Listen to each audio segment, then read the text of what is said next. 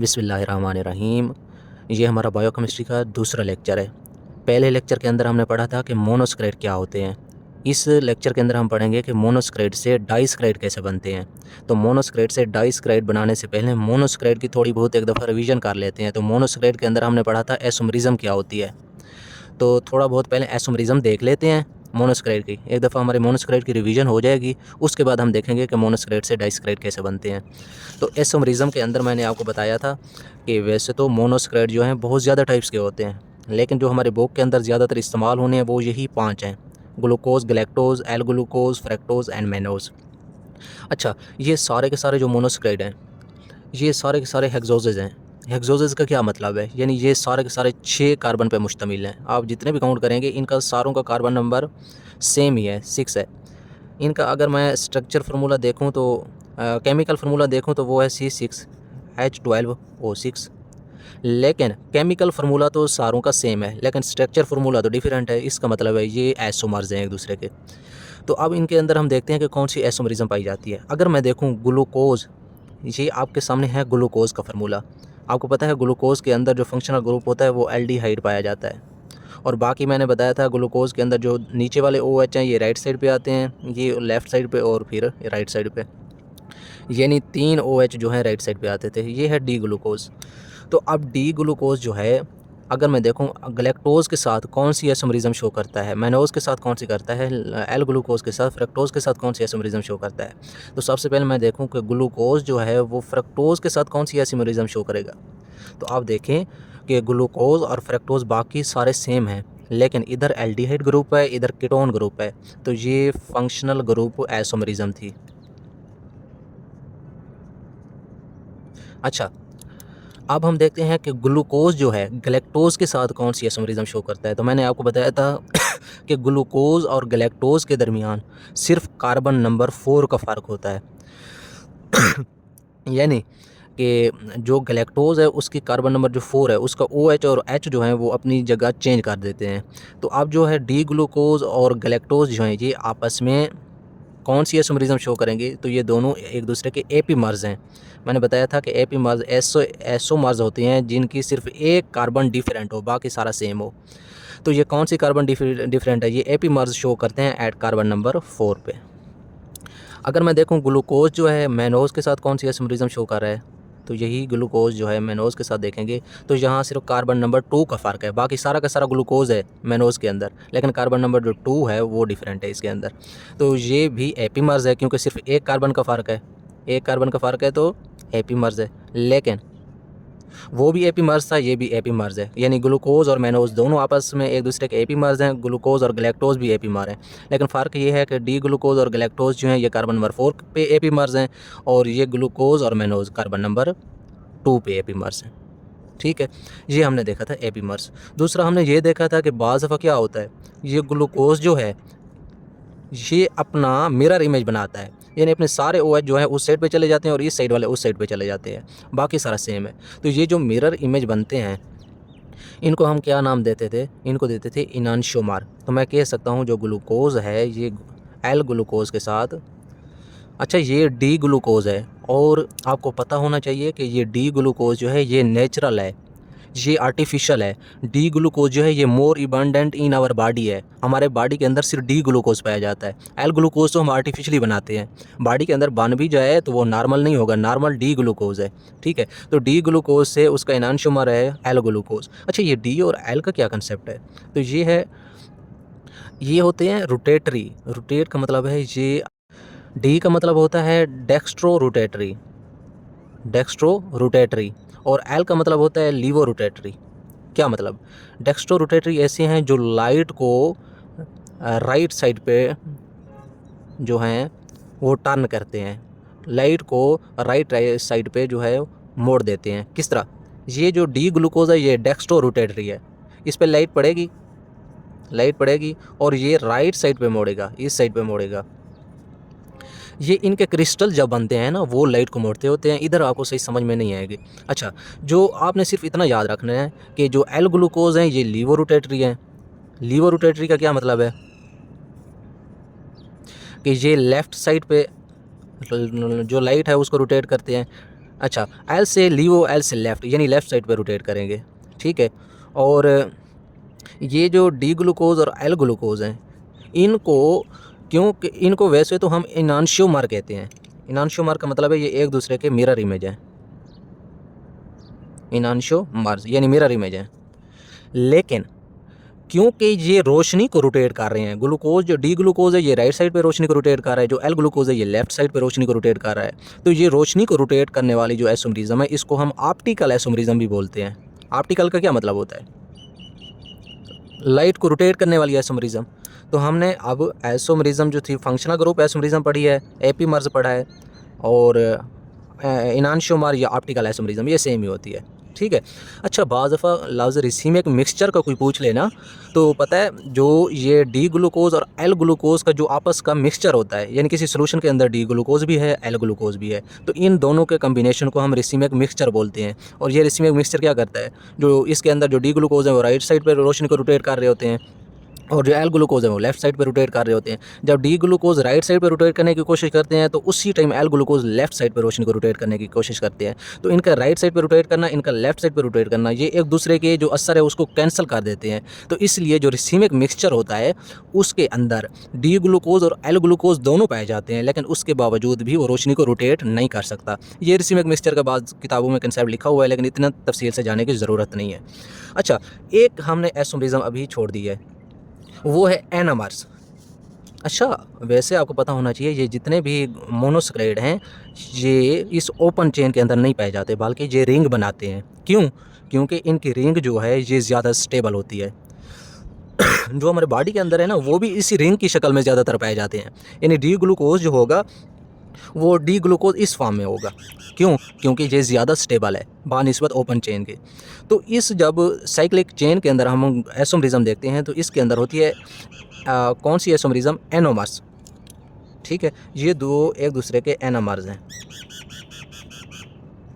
Anomers, ठीक है। किस तरह? आपको पता होना चाहिए कि जो डी ग्लूकोज है यही आइसोमराइज होता है, यही अपना साइक्लाइज होता है, सॉरी यही साइक्लाइज होता है। यानी कार्बन नंबर 1 साइक्लाइज होगा कार्बन नंबर किसके साथ? 4 के साथ। इसी तरह पढ़ा था ना, कार्बन नंबर 1 साइक्लाइज होगा कार्बन नंबर 5 के साथ। 1 और 5 आपस में साइक्लाइज होके अपना ग्लूकोज बनाते हैं, साइक्लिक ग्लूकोज। तो अब हमने देखना है कि बाकी तो सारा सेम है। वैसे एल ग्लूकोज जो है ये साइक्लाइज मोस्टली नहीं होता। क्यों? क्योंकि ये आर्टिफिशियल है। मोस्टली डी ग्लूकोज ही साइक्लाइज होता है। तो इसका मतलब है ये भी साइकिल डी ग्लूकोज का है, ये भी साइकिल डी ग्लूकोज का है। लेकिन जो फ़र्क है वो ये है कि मैंने आपको बताया था कि अगर डी ग्लूकोज के अंदर OH नीचे आ जाए तो वो होगा अल्फ़ा डी ग्लूकोज, अगर OH ऊपर आ जाए तो वो होगा बीटा डी ग्लूकोज। तो ये अल्फ़ा डी ग्लूकोज और बीटा डी ग्लूकोज जो आपस में आइसोमरिज्म शो कर रहे हैं, ये है एनोमर्स। अच्छा, इस तरीक़ाकार से आप सारे के सारे कंपाउंड की आपस में आइसोमरिज्म बता सकते हैं, ठीक है। अगर कोई पूछे फ्रक्टोज गैलेक्टोज के साथ आइसोमरिज्म कौन सी शो करता है, तो आपने ऐसा नहीं कहना कि मैंने पढ़ी नहीं है, बल्कि ये फ्रक्टोज और गैलेक्टोज की मैंने आपको नहीं बताई, तो आप खुद बता सकते हैं। किस तरह? कि गैलेक्टोज के अंदर जो है एल्डिहाइड फंक्शनल ग्रुप है, इसके अंदर केटोन फंक्शनल ग्रुप है। मैं जब इसको अपना फंक्शनल ग्रुप आइसोमरिज्म बोलने लगूंगा तो मैं देखूंगा कि फंक्शनल ग्रुप के अलावा बाकी कोई चीज़ चेंज ना हो, लेकिन इधर पता है क्या है, फंक्शनल ग्रुप ही चेंज है, केटोन और एल्डिहाइड, लेकिन साथ में कार्बन नंबर 4 भी डिफरेंट है। तो इसका मतलब है इस पे फंक्शनल ग्रुप के साथ साथ और भी स्ट्रक्चर डिफरेंट है, तो इसके लिए इसको फंक्शनल ग्रुप आइसोमरिज्म नहीं कह सकते। जब एपीमर्स बोलने लगेंगे तो एपीमर्स क्यों नहीं बोल सकते? क्योंकि फंक्शनल ग्रुप ही डिफरेंट है। तो ये सिंपल आइसोमरिज्म है। इस तरह आप फ्रक्टोज की बाकी चीज़ों के साथ भी आइसोमरिज्म देख सकते हैं। इन सारों के आपस में आइसोमरिज्म आपको सही तरीके से आनी चाहिए। उसके बाद हम चलते हैं आगे। अच्छा, ये एक मैं आपको बात बताता चलूँ कि जब ग्लूकोज आइसोमराइज होता है, साइक्लाइज होता है, सॉरी जब ग्लूकोज साइक्लाइज होता है, जब साइकिल बनाता है, तो तब ग्लूकोज का जो साइकिल बनता है वो 6 कार्नर वाला बनता है। 1 2 3 4 5 6। ये 6 कार्नर वाला जो साइकिल है इसको बोलते हैं पायरानोज। क्योंकि ग्लूकोज का साइकिल बना है तो अब ये ग्लूकोपायरानोज है, ठीक है। इसको अब अल्फ़ा डी ग्लूकोज नहीं बोलेंगे, अल्फ़ा डी ग्लूकोज पायरानोज बोलेंगे। पायरानोज शो करता है 6 कार्नर रिंग है। अच्छा, ग्लूकोज, ग्लैक्टोज, अपना एल ग्लूकोज, मैनोज, ये सारे के सारे जितने भी एल्डिहाइड वाले फंक्शनल ग्रुप वाले हेक्सोजेज हैं वो सारे के सारे पायरानोज बनाते हैं। लेकिन जो फ्रक्टोज है जिसके अंदर कीटोन है, ये पता है किस तरह साइक्लाइज होता है? तो इसका कार्बन नंबर 2 जो है साइक्लाइज होकर कार्बन नंबर 4 के साथ मिलता है। यहाँ कार्बन नंबर 1 जो है 5 के साथ मिला था, यहाँ कार्बन नंबर 2 जो है वो कार्बन नंबर 5 के साथ मिलता है।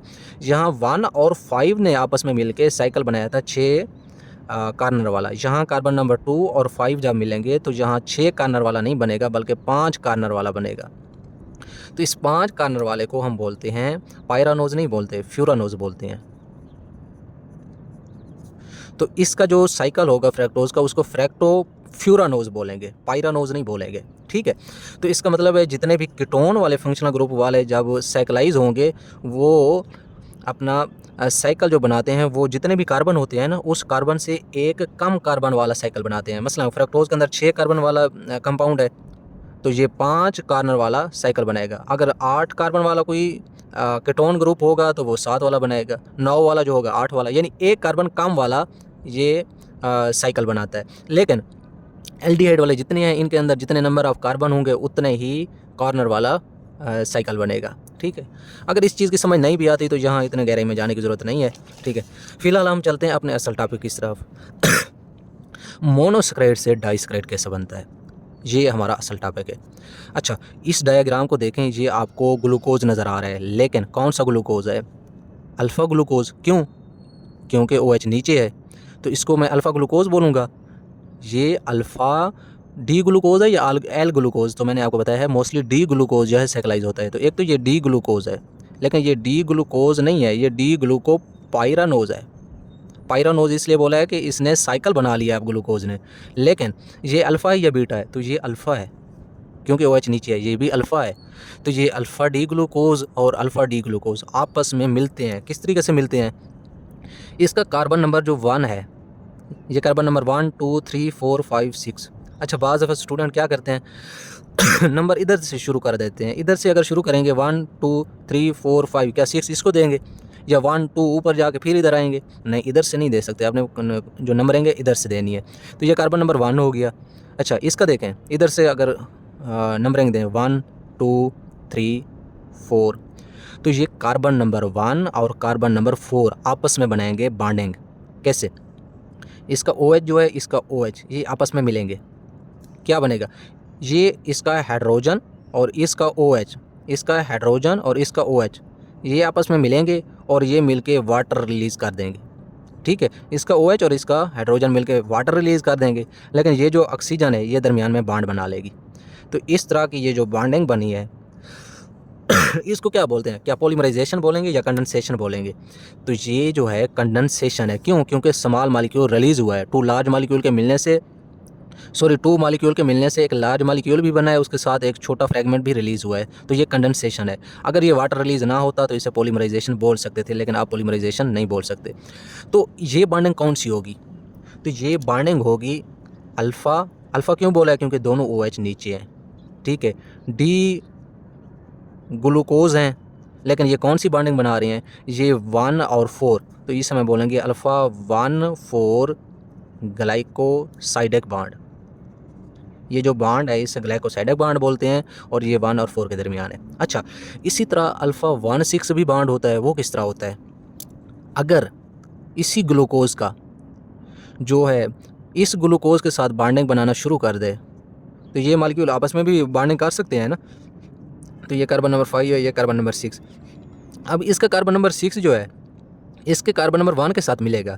तो ये 1 और 6 जब आपस में मिलेंगे तो इसका जो OH है और इसका H है ये मिल के वाटर बना देंगे और दरमियान में COC का बॉन्ड बन जाएगा, ग्लाइकोसाइडिक बॉन्ड। तो ये कौन सी बॉन्डिंग होगी? ये 1 और 6 के दरमियान है। तो ये बॉन्डिंग होगी अल्फ़ा 1 6 ग्लाइकोसाइडिक बॉन्ड। अच्छा, इसी तरह अल्फ़ा 1 2 ग्लाइकोसाइडिक बॉन्ड भी होता है। वो कैसे होता है?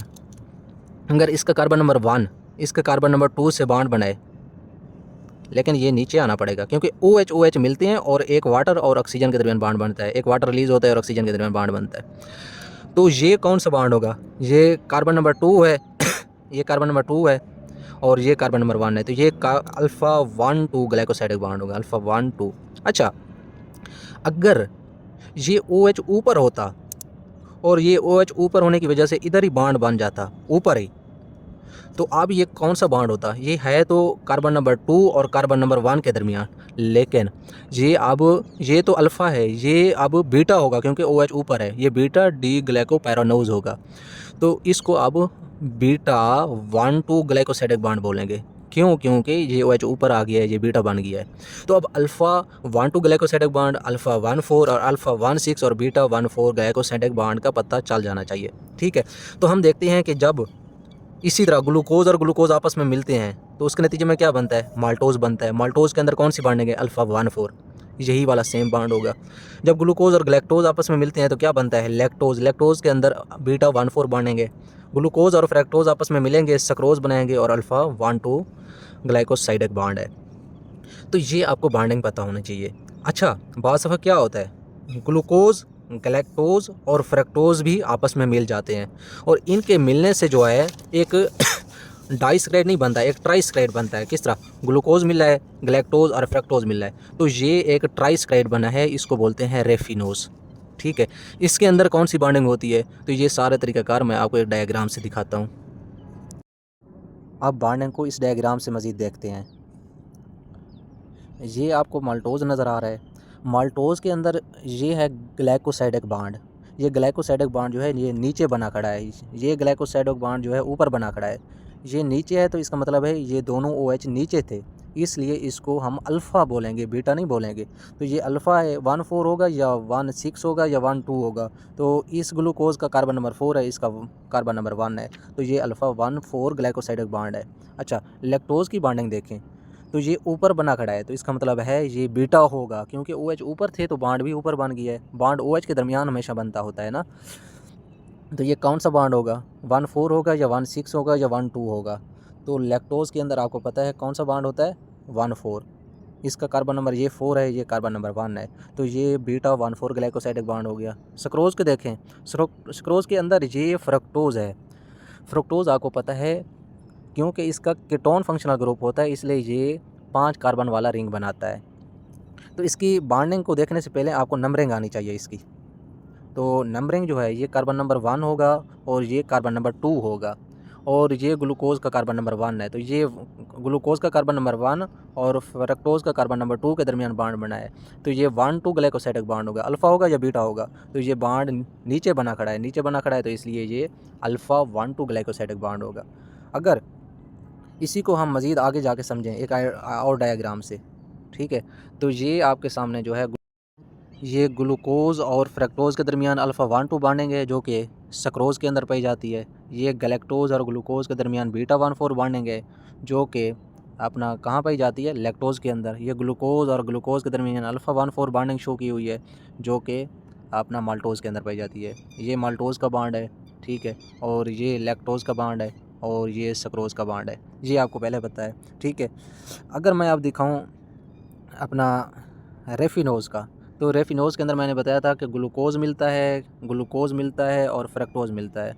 सॉरी, ग्लूकोज़ और ये गैलेक्टोज़ तीनों मिलते हैं।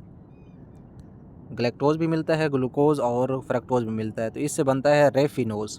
ठीक है, रेफिनोज़ के अंदर अल्फ़ा 1,6 बॉन्डिंग भी है, अल्फ़ा 1,2 बॉन्डिंग भी है। ये आपको इधर दिखाया गया है, ठीक है। यहाँ तक आपको बॉन्डिंग समझ में आ गई। अब हम आगे चलते हैं।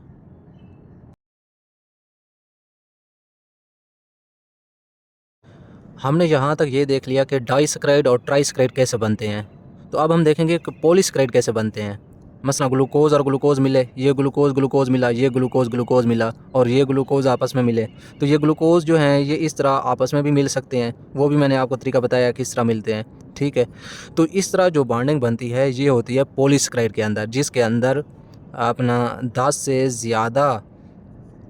ज़्यादा मोनोसक्राइड पाए जाते हैं। तो वो पॉलीसक्राइड 2 किस्म के होते हैं या तो होमोपॉलीसक्राइड होते हैं या हेट्रोपॉलीसक्राइड होते हैं।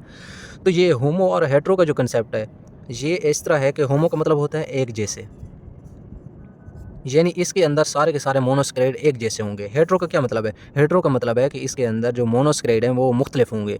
तो ये रेफिनोज होमो है या हेट्रो है, तो ये हेट्रो है क्योंकि इसके अंदर जो है मोनोसक्राइड डिफरेंट हैं, 3 किस्म के मोनोसक्राइड हैं, इसलिए रेफिनोज है। इसलिए ये हेट्रो है। लेकिन इसको पॉलीसक्राइड नहीं बोल सकते, क्यों? क्योंकि इसके अंदर 10 से ज़्यादा मोनोसेकेराइड होते तो तब इसे हम हेट्रोपॉलीसेकेराइड बोलते, लेकिन ये हेट्रो ट्राइसेकेराइड है।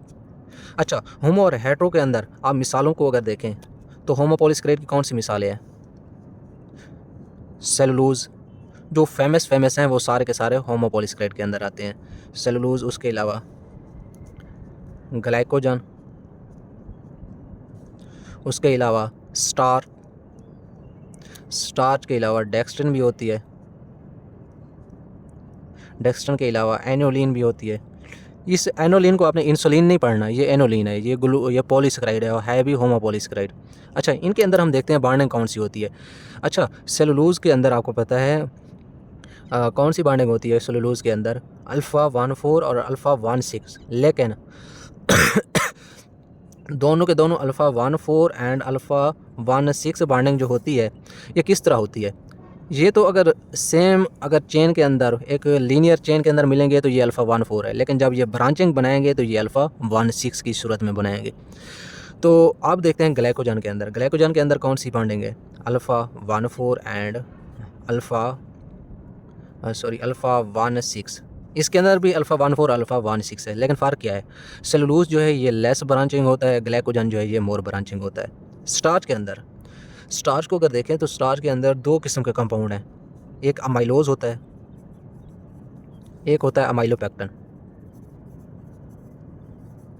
अमाइलोज के अंदर जो है अल्फ़ा 14 ग्लाइकोसाइडिक बॉन्ड होती है, अमाइलोपेक्टिन के अंदर अल्फ़ा 14 भी होगी, अल्फ़ा 16 भी होगी। अच्छा, ये डेक्स्ट्रिन क्या है? डेक्स्ट्रिन जो है ये सेलुलोज और जो ग्लाइकोजन है और स्टार्च है, इनके टूटे हुए छोटे छोटे कंपाउंड हैं, छोटे छोटे मालिक्यूल हैं जिनको डेक्स्ट्रिन बोलते हैं। एनोलिन जो है एक अलग कंपाउंड है। अच्छा, ये सारे के सारे होमोपॉलीसेकेराइड ये ग्लूकोज से मिलकर बनते हैं, बात ही ख़त्म। मसलन मैं आपको दिखाऊं, ये एक लॉन्ग चेन है, ये 10 से ज़्यादा है, ये ग्लूकोज मिल रहे हैं अल्फ़ा 14 बाइंडिंग से 10 से ज़्यादा हैं। तो ये कौन होगा? सेलुलोज होगा, ग्लाइकोजन होगा या स्टार्च होगा? तो आप देखेंगे सेलुलोज के अंदर तो अल्फ़ा 14 के साथ अल्फ़ा 16 भी है, लेकिन इसके अंदर अल्फ़ा 14 सिर्फ है, यानी ब्रांचिंग नहीं है। ग्लाइकोजन भी नहीं कह सकते क्योंकि ब्रांचिंग नहीं है। हाँ, स्टार्च कह सकते हैं क्योंकि स्टार्च के अंदर अमाइलोज जो है ये अनब्रांच्ड होता है, अमाइलोपेक्टिन जो है ब्रांचिंग होता है। तो इसका मतलब है ये स्टार्च का अमाइलोज पोर्शन है। इस तरह बाकी भी होते हैं कि अगर इसके साथ चेन लगा दें इस तरह की तो ये अमाइलोपेक्टिन बन जाएगा, सेलुलोज भी कह सकते हैं। अगर इसके साथ ज़्यादा चेन लगा देंगे, ज़्यादा ब्रांचिंग लगा देंगे तो वो अब बन जाएगा ग्लाइकोजन, क्योंकि ग्लाइकोजन के अंदर ज़्यादा ब्रांचिंग होती है। तो इस तरह आपके अंदर जो है बॉडी के अंदर मुख्तलिफ तरह के पॉलीसेकेराइड बनते हैं। ये होमोपॉलीसेकेराइड है। हेट्रोपॉलीसेकेराइड की अगर बात करें तो हेट्रोस जो हैं ये मुख्तलिफ तरह के होते हैं। मसलन हेपरिन सल्फेट होता है, हेपरिन सल्फेट। उसके अलावा इसके अंदर और भी होते हैं मेरे ख्याल से कार्नोटिन सल्फेट, हाइलोरानिक एसिड, वो सारे के सारे इस हेट्रोपॉलीसेकेराइड के अंदर आ जाएंगे। वो आगे जाके हम पढ़ेंगे। वैसे आपने जो 3 मिसालें याद रखनी है जो ज़्यादा इस्तेमाल होती हैं वो होता है कार्नोटिन सल्फेट और तीसरा होता है हाइलोरानिक एसिड। ठीक है, कार्नोटिन सल्फेट, हेपरिन सल्फेट और हाइलोरानिक एसिड। इसके अंदर जो है ग्लूकोज, ग्लैक्टोज, फ्रैक्टोज सारे को कम्बिनेशन मिक्स होता है, इसलिए इसको हेट्रोपॉलीसेकेराइड बोलते हैं। तो ये होमो और हेट्रोपॉलीसेकेराइड का कंसेप्ट हो गया। अब हम देखते हैं कि कुछ जो पॉलीसेकेराइड अपना ओलिगोसेकेराइड और मोनोसेकेराइड कुछ जो है रेड्यूसिंग है, कुछ नॉन रेड्यूसिंग है। रेड्यूसिंग का क्या मतलब है? अगर एल्डिहाइड बॉन्ड या कीटोन बॉन्ड C+O ये फ्री होंगे तो ये अपना प्रोटॉन दे सकेंगे, यानी H पॉजिटिव। जिस तरह C+O अगर H आ गए एल्डिहाइड तो ये अपना H जो है ये छोड़ देगा सोल्यूशन के अंदर। अगर कार्बोहाइड्रेट के अंदर एल्डिहाइड या कीटोन फ्री ग्रुप हैं और वो अपना प्रोटॉन छोड़ सकते हैं तो इसका मतलब है कि वो दूसरे को रिड्यूस कर सकते हैं। कोई इधर कंपाउंड खड़ा था, उसको हाइड्रोजन की ज़रूरत थी तो ये एल्डिहाइड उससे दे देगा। कब देगा? जब एल्डिहाइड जो है फ्री होगा। तो इस तरह के कंपाउंड को बोलते हैं रेड्यूसिंग। यानी रेड्यूसिंग का मतलब होता है दूसरे को रेड्यूस करने वाला। कोई कंपाउंड इधर खड़ा था, एल्डिहाइड ने उसको रेड्यूस किया तो ये रेड्यूसिंग एजेंट है, इसको रेड्यूसिंग शुगर बोलेंगे। तो नॉन रेड्यूसिंग कौन सी होती हैं? जिसके अंदर एल्डिहाइड या कीटोन फ्री नहीं होते और ये दूसरों को रेड्यूस नहीं कर सकते, तो ये होते हैं नॉन रेड्यूसिंग। जो आपके पास रेड्यूसिंग है वो सारे के सारे मोनोसैकेराइड रिड्यूसिंग हैं, और सारे के सारे जो हैं डाइसैकेराइड भी रिड्यूसिंग है, सवाए सक्रोज़ के। सक्रोज़ जो है ये रिड्यूसिंग नहीं है, बाकी ये डाइसैकेराइड और मोनोसैकेराइड रिड्यूसिंग है। अच्छा, नॉन रिड्यूसिंग कौन से होते हैं? नॉन वाले जो हैं वो पॉलीसैकेराइड हैं, पॉलीसैकेराइड, और डाइसैकेराइड में से सिर्फ सक्रोज़ जो है वो नॉन रिड्यूसिंग है, यानी सक्रोज़ के अंदर जो एल्डिहाइड कीटोन फंक्शन ग्रुप हैं वो आज़ाद नहीं होते। अच्छा, ये हमें रिड्यूसिंग और नॉन रिड्यूसिंग के दरमियान फ़र्क कैसे पता चलेगा? तो ये हम करते हैं, एक बेनेडिक्ट टेस्ट होता है और दूसरा इनको जो अलहदा करने वाला होता है वो फिलिंग्स टेस्ट होता है। कोई हमने कार्बोहाइड्रेट बेनेडिक्ट सोल्यूशन या फिलिंग सोल्यूशन के अंदर डाला, अगर उसने पॉजिटिव टेस्ट दिया, कोई कलर शो किया, तो इसका मतलब है वो रिड्यूसिंग था। अगर उसने कोई कलर शो नहीं किया, नेगेटिव टेस्ट आया, तो इसका मतलब है वो नॉन रिड्यूसिंग था। तो इस हम टेस्ट से, बेनेडिक्ट टेस्ट या फिलिंग टेस्ट से हम रिड्यूसिंग और नॉन रिड्यूसिंग शुगर को अलहदा कर सकते हैं। उसके बाद है कम्प्लेक्स कार्बोहाइड्रेट क्या है।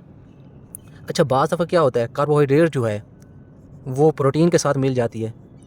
जब प्रोटीन के साथ मिलती है तो इससे अब ग्लाइकोप्रोटीन बोलेंगे।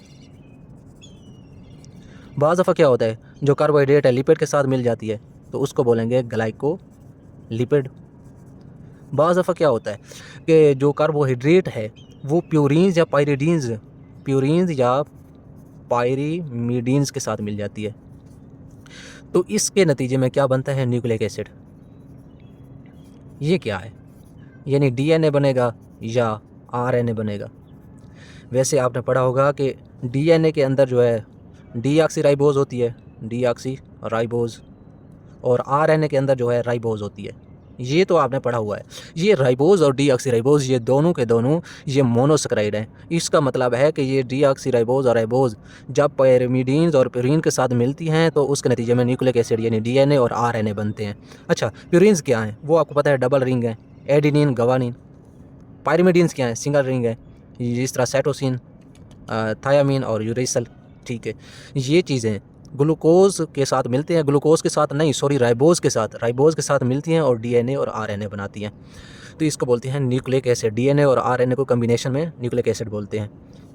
जब बाज़ दफ़ा क्या होता है, कार्बोहाइड्रेट जो है एरोमेटिक कंपाउंड के साथ मिलती हैं और उसके नतीजे में क्या बनता है, स्टीराइड बन जाता है और बिलीरुबिन बन जाती है। स्टीराइड का आपको पता है, ये टेस्टोस्टेरोन, एस्ट्रोजन, प्रोजेस्टेरोन बनाते हैं। Steroid hormone. बिलीरुबिन जो है ये आपकी फीसेस और यूराइन को कलर देती है, ये आपने पढ़ा हुआ है। तो ये कम्प्लेक्स कार्बोहाइड्रेट भी हमारे बॉडी के अंदर पाए जाते हैं।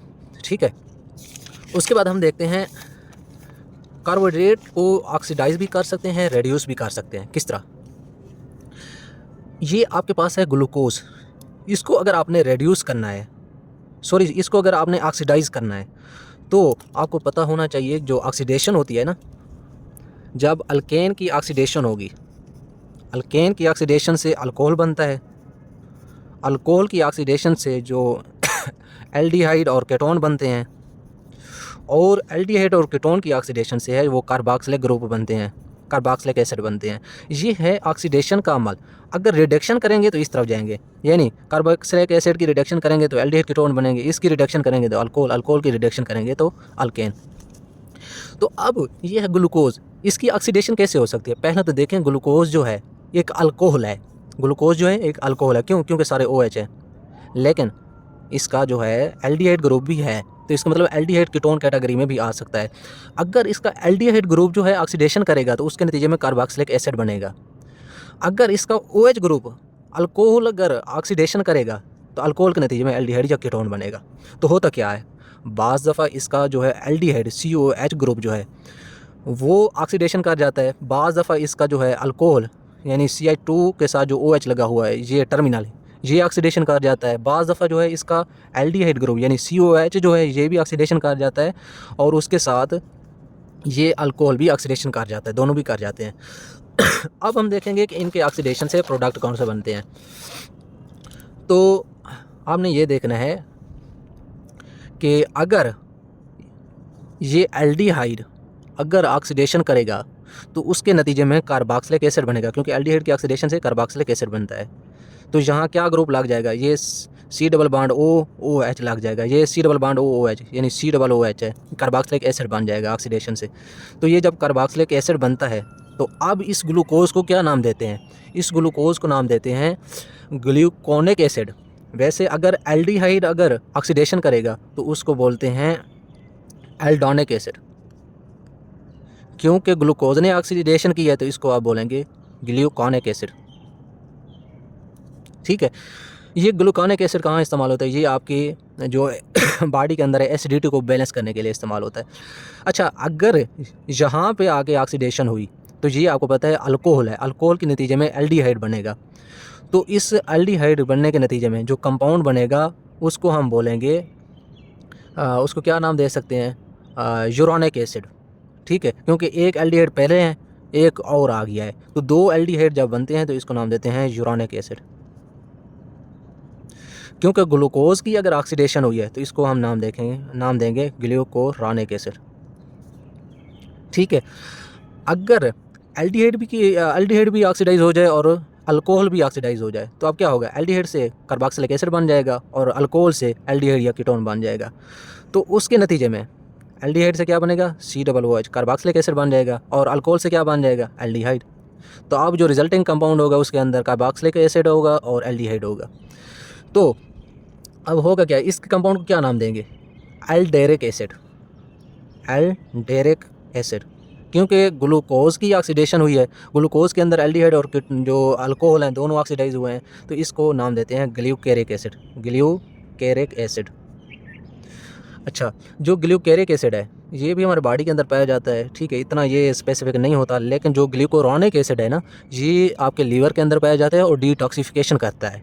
ठीक है, तो ये बाज़ दफ़ा पूछ लेते हैं कि ग्लूकोज की ऑक्सीडेशन प्रोडक्ट क्या है, लेकिन ये थी ग्लूकोज की ऑक्सीडेशन। आप पढ़ेंगे ग्लूकोज की रिडक्शन। आपने याद रखना है ऑक्सीडेशन जो है एल्डिहाइड की भी हो सकती है और अल्कोहल की भी हो सकती है, लेकिन रिडक्शन करने के लिए हमारे पास सिर्फ़ और सिर्फ एल्डिहाइड ग्रुप होगा। इस अल्कोहल की मज़ीद जो रिडक्शन है, यानी अल्कोहल की रिडक्शन करके अल्केन जब बनाएंगे तो ये बहुत ज़्यादा हाई टेम्परेचर और बहुत ज़्यादा हमें कंडीशन देना पड़ती हैं। इसलिए जो नॉर्मल रिडक्शन का प्रोसेस है वो सिर्फ एल्डिहाइड ग्रुप करता है या कीटोन ग्रुप करेगा। तो इसकी जब देखेंगे, अगर ग्लूकोज की रिडक्शन हुई, ग्लूकोज की रिडक्शन कहाँ होगी, एल्डिहाइड ग्रुप पे। एल्डिहाइड ग्रुप पे जब रिडक्शन होगी तो अल्कोहल बन जाएगा, यानी इधर भी सी डबल बॉन्ड OH की जगह इधर भी CH2OH आ जाएगा, अल्कोहल बन जाएगा एल्डिहाइड से। लेकिन ये जब ग्लूकोज की रिडक्शन होगी तो इस प्रोडक्ट को हम नाम देते हैं सॉर्बिटोल, सॉर्बिटोल। लेकिन इसी तरह जब मैनोज की रिडक्शन होगी, मैनोज की, तो उसको नाम देते हैं अपना मैनीटोल। अगर गैलेक्टोज की रिडक्शन होगी उसको नाम देते होते हैं GLACTI, गैलेक्टिटोल। इसी तरह राइबोज की जब रिडक्शन होगी तो उसको नाम देंगे राइबिटोल, राइबिटोल। ये आखिर पे आप देख रही हैं कि OH क्यों आ रहा है, क्योंकि एल्डिहाइड जो है फंक्शनल ग्रुप रेड्यूस हुआ है और उसके नतीजे में एल्डिहाइड की रिडक्शन से अल्कोहल बना है। तो अल्कोहल जब बना है तो अल्कोहल का जो आखिरी OH है वही सारों की जगह पे आ रहा है। आखिर पे अगर किसी कंपाउंड के OL आ जाए तो ये अल्कोहल होता है। तो ये सारे सॉर्बिटोल, मैनीटोल, गैलेक्टिटोल एंड राइबिटोल ये सारे के सारे अल्कोहल हैं। एल्डिहाइड रेड्यूस हुआ है इनके अंदर और अल्कोहल बने हैं। ठीक है, पॉलीहाइड्रॉक्सी अल्कोहल तो पहले ही हैं, लेकिन इनके अंदर जो एक एल्डिहाइड ग्रुप था वो भी रेड्यूस होकर अल्कोहल बना गया है। अच्छा, आप देखेंगे कि इनका इस्तेमाल भी होता है कहीं, हाँ बिल्कुल होता है। जो सॉर्बिटोल है ये आपके ऑस्मोटिक डाइयूरेसिस के अंदर इस्तेमाल होता है, ये आगे जाके भी हम पढ़ेंगे। जो आपका मैनीटोल है, ठीक है, ये जो आपका सॉर्बिटोल है ये डायबिटीज़ कैटरैक्ट के अंदर होता है। मैं लिखता जाता हूँ, डायबिटीज़ कैटरैक्ट और न्यूरोपैथी के अंदर। ये डायबिटीज़ कैटरैक्ट क्या है, डायबिटीज़ तो है शुगर की बीमारी, कैटरैक्ट क्या है, कैटरैक्ट। ठीक है, स्पेलिंग की मिस्टेक हो जाए तो कोई नहीं। चलो डायबिटीज़ कैटरैक्ट क्या है? डायबिटीज़ होती है शुगर की बीमारी, कैटरैक्ट होता है आँख का सफ़ेद मोतिया। शुगर की वजह से बाज़ दफ़ा आँख का जो सफ़ेद मोतिया बनता है वो इस सॉर्बिटोल की अकोमोलेशन से बनता है। ठीक है, बाज़ दफ़ा न्यूरॉन्स के अंदर ये अकोमोलेट हो जाए तो उससे न्यूरोपैथी हो जाती है। अच्छा, मेनोज़ का काम क्या है? ये ऑस्मोटिक डाययूरेसिस करता है, ऑस्मोटिक डाययूरेसिस करता है। ठीक है, किडनी के अंदर डाययूरेसिस का मतलब, यूरेसिस का मतलब होता है यूराइन की प्रोडक्शन, डाई का मतलब होता है ज़्यादा यूराइन की प्रोडक्शन जो है मेनोटोल कराता है। अच्छा, ये गैलेक्टिटोल क्या है? ये जो है बाज़ दफ़ा ये हमारे बॉडी के अंदर अकोमोलेट होकर गैलेक्टोसीमिया की डिजीज़ काज करता है, गैलेक्टोसीमिया। ठीक है, गैलेक्टिटोल जो है, गैलेक्टोज डायरेक्ट अकोमोलेट नहीं होता, गैलेक्टोज पहले जो है रेड्यूस होगा गैलेक्टिटोल के अंदर, गैलेक्टिटोल जो है बॉडी के अंदर अकोमोलेट होकर गैलेक्टोसीमिया की डिजीज़ काज करेगा। अच्छा, रैबिटोल का कहाँ है इस्तेमाल? ये आपको जो FAD है, फ्लेवन एडिनिन डाइन्यूक्लियोटाइड, FAD। आज स्पेलिंग की ज़्यादा मिस्टेक हो रही है, लगता है सर्दी ज़्यादा है। अच्छा, फ्लेवन एडिनिन डाइन्यूक्लियोटाइड, ये जो FAD है ये आपका को एंजाइम है। ये कैसे बना है? ये राइबोज की रिडक्शन से बना है FAD। ये आपके ऑक्सीडेशन रिडक्शन रिएक्शन के अंदर, रिडॉक्स रिएक्शन के अंदर FAD जो है ये को एंजाइम के तौर पर इस्तेमाल होता है। तो ये आपको ऑक्सीडेशन और रिडक्शन प्रोडक्ट आने चाहिए। एक बात ध्यान में रखनी है कि जो ग्लूकोज की ऑक्सीडेशन से 3 प्रोडक्ट क्यों बनते हैं? क्योंकि इधर भी ऑक्सीडेशन हो सकती है, इधर भी ऑक्सीडेशन हो सकती है, दोनों सिरों पे भी हो सकती है, लेकिन ग्लूकोज की रिडक्शन से सिर्फ एक प्रोडक्ट बना है, क्योंकि रिडक्शन सिर्फ इधर ही हो सकती है, इसके अलावा कहीं रिडक्शन नहीं हो सकती। इसलिए ग्लूकोज की रिडक्शन का सिर्फ सिंगल प्रोडक्ट है, ग्लूकोज की ऑक्सीडेशन से 3 प्रोडक्ट हैं। ये हमने ऑक्सीडेशन और रिडक्शन प्रोडक्ट देख लिए। उसके बाद हम देखेंगे, वैसे हमने ये सारे के सारे इधर तक पॉलीसेकेराइड को हमने कम्प्लीटली देख लिया है, मोनोसेकेराइड, डाइसेकेराइड, ओलिगोसेकेराइड, पॉलीसेकेराइड। लेकिन अब हम देखेंगे कि इनकी डाइजेशन एंड अब्जॉर्प्शन। ये डाइजेशन अब्जॉर्प्शन आपने फिजियो के अंदर पढ़ी हुई है, लेकिन मैं फिर भी आपको बता देता हूँ कि सबसे पहले जब कार्बोहाइड्रेट माउथ के अंदर आते हैं तो वहाँ पैदा होता है सलेवरी अमाइलेज, और इसको सलेवरी अल्फ़ा अमाइलेज बोलते हैं। और ये कौन से बांड को तोड़ता है? तो ये अल्फ़ा 1,4 ग्लाइकोसाइडिक बांड को तोड़ता है। ये आपने याद रखना है।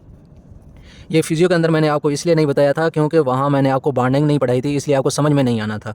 ठीक है, ये अल्फ़ा 1,4 बॉन्ड को जब तोड़ता है तो अल्फ़ा 1,4 बॉन्ड कहाँ कहाँ पाया जाता है? आपको पता है सेलुलोज के अंदर भी अल्फ़ा 1,4 होता है, और ग्लाइकोजन के अंदर भी अल्फ़ा 1,4 होता है, और स्टार्च के अंदर भी अल्फ़ा 1,4 होता है। तो इसका मतलब है कि ये इन तीनों को तोड़ेगा। हमारे माउथ के अंदर सेलुलोज, ग्लाइकोजन और स्टार्च की डाइजेशन शुरू हो जाती है, क्योंकि इनके अंदर अल्फ़ा 1,4 बांड है और उसको बांड को तोड़ने वाला स्लेवरी अल्फ़ा अमाइलेज माउथ के अंदर खड़ा है। लेकिन सेलुलोज की तो वैसे हमारे माउथ के अंदर डाइजेशन होती नहीं है। वैसे हमारे बॉडी के अंदर सेलुलोज तो डाइजेस्ट होता ही नहीं है। क्यों? क्योंकि ये बीटा है, बीटा 1,4 ग्लाइकोसाइडिक बांड है। ये पीछे अगर मैं कहीं मिस्टेक कर गया हूँ बांडिंग बताने में, तो आपने ये नोट कर लेना है कि जो स्टार्च के अंदर है, सेलुलोज के अंदर है, इसके अंदर बीटा बांड होती है। ठीक है, इसलिए ये बीटा बांड जो है ये हमारे बॉडी के अंदर डाइजेस्ट नहीं हो सकता। ठीक है, तो सेलुलोज तो वैसे डाइजेस्ट नहीं होना, लेकिन जब ग्लाइकोजन और स्टार्च के अंदर अल्फ़ा 1,4 ग्लाइकोसाइडिक बांड टूटेगा तो उसके नतीजे में इसके स्मॉल फ्रेगमेंट बनते हैं। कुछ फ्रेगमेंट जो होते हैं ब्रांचिंग फ्रेगमेंट होते हैं, कुछ जो होते हैं अनब्रांचिंग फ्रेगमेंट, और उन फ्रेगमेंट्स को हम ओवरऑल डेक्स्ट्रिन का नाम देते हैं। ठीक है, इसका मतलब है ये ग्लाइकोजन और स्टार्च को डेक्स्ट्रिन में कन्वर्ट करता है। लेकिन पैंक्रियाटिक अमाइलेज जो था ये आपके ड्यूडेनम के अंदर रिलीज़ होता था पैंक्रियाज से, और ये कौन से बांड की ब्रेकिंग करता है? तो ये पैंक्रियाटिक जो अमाइलेज है ये आपको पता होना चाहिए, ये अल्फ़ा 1,6 और अल्फ़ा 1,6 की भी करता है और अल्फ़ा 1,4 की भी करता है। ये आपने मज़ीद भी देख लेना है, अल्फ़ा 1,4 की भी करता है, अल्फ़ा 1,6 की भी करता है। और ये डेक्स्ट्रिन को क्या करता है? ये माल्टेज, लैक्टेज और माल्टोज, लैक्टोज, ग्लैक्टोज यानी डाइसेकेराइड में कन्वर्ट करता है। ये डेक्स्ट्रिन को डाइसेकेराइड में कन्वर्ट करता है। और ड्यूडेनम के अपने एंजाइम भी हैं, वो माल्टेज, लैक्टेज और सक्रेज हैं। तो ये कौन से बांड को तोड़ते हैं? आपको पता होना चाहिए। जो माल्टेज है इसके अंदर कौन सी बाइंडिंग पाई जाती है? अल्फ़ा 1,4 बाइंडिंग है, तो इसलिए ये तोड़ेगा भी अल्फ़ा 1,4 बांड को। लैक्टेज जो है, लैक्टोज के अंदर कौन सी बाइंडिंग होती है? लैक्टोज के अंदर बीटा 1,4 होती है, तो ये 1,4 बीटा 1,4 को तोड़ेगा। अच्छा, सक्रोज के अंदर कौन सी बाइंडिंग होती है? अल्फ़ा 1,2, तो ये अल्फ़ा 1,2 बांड को तोड़ेगा। ठीक है, उसके नतीजे में ये ग्लूकोज, ग्लैक्टोज, फ्रैक्टोज यानी मोनोसेकेराइड बना देगा।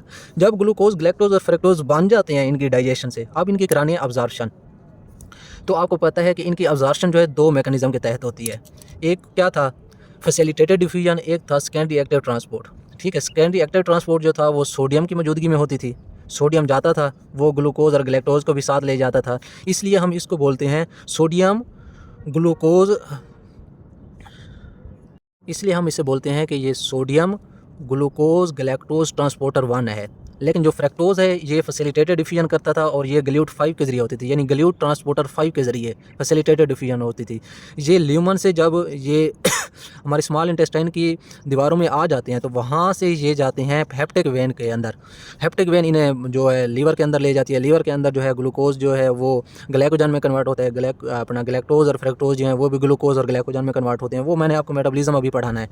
लेकिन ये आपने याद रखना है कि जब ये ग्लूकोज गैलेक्टोज SGLT1 के ज़रिए अंदर पहुंच जाते हैं और फ्रक्टोज जो है ये ल्यूमन से स्मॉल इंटेस्टाइन की दीवारों में पहुंच जाता है, तो वहाँ से जब हेप्टिक पोर्टल वेन के अंदर जाते हैं तो वो गल्यूट 2 है जो इन तीनों को आगे ट्रांसपोर्ट करता है।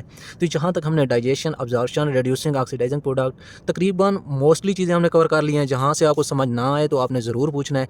लेकिन आप जब लेक्चर देखा करें ना तो उसके नीचे कोई ना कोई फीडबैक भी दिया करें। मसलन आज मैंने ना थोड़ा लेंथी करके पढ़ाया है, तो जिस बच्ची को भी समझ ना आए तो वो नीचे कमेंट छोड़े कि सर मुझे समझ नहीं आ रही, थोड़ा इजी करके पढ़ाएं या थोड़ा स्लो करके पढ़ाएं। तो इस तरह के आप हमें कमेंट बताएंगी तो उसके मुताबिक हम अपने आप को इम्प्रूव करेंगे। आप बताएंगी नहीं तो फिर हम अपनी तरह से पढ़ाते रहेंगे, चाहे आपको समझ आए या ना आए। तो यहाँ तक हमने जो था ग्लूकोज की इंट्रोडक्शन पढ़ लिया है। आगे हम पढ़ेंगे ग्लूकोज का मेटाबॉलिज्म।